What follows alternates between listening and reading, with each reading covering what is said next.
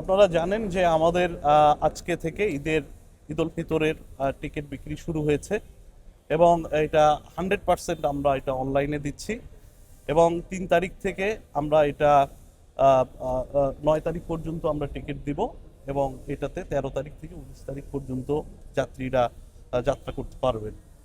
তো আজকে থেকে আমরা সকাল 8টা থেকে আমরা পশ্চিম অঞ্চলের টিকিট দিচ্ছি এবং বেলা 2টো থেকে আমরা পূর্বাঞ্চলের টিকিট দিব।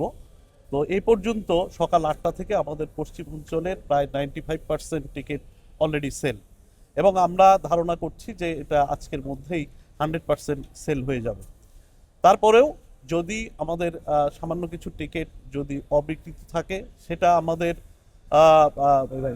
যাত্রার 4 দিন আগে থেকে সেটা অনলাইন এবং আমাদের কাউন্টারেও পাওয়া যাবে এবং আমাদের যে যাত্রার সময় আমরা 2 ঘন্টা আগে 25% স্ট্যান্ডিং টিকিটও আমরা দিব।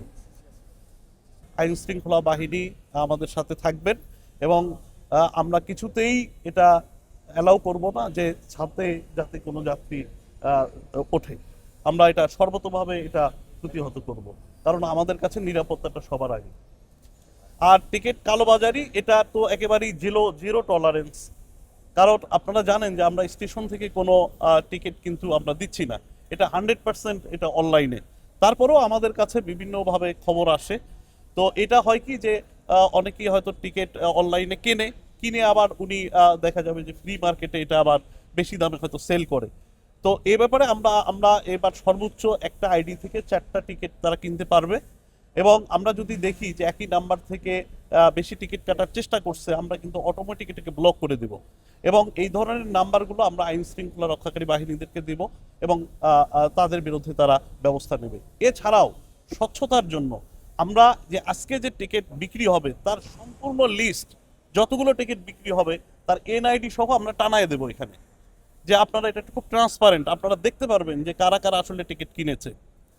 তারপরেও আমাদের যেগুলো সার্ভার যেখানে আছে, যেখান থেকে এটা নিয়ন্ত্রণ করা হয়, সেখানে আমাদের আইন শৃঙ্খলা বাহিনী, র্যাব, ডিজিএফআই, এনএসআই এবং সকল গোয়েন্দা সংস্থাগুলো ওখানে খুব অ্যাক্টিভ আছে এবং এছাড়াও যারা বিক্রি করার চেষ্টা করবে তাদেরকে ধরার জন্য আইন শৃঙ্খলা বাহিনীর লোকজন খুব অ্যাক্টিভ আছে।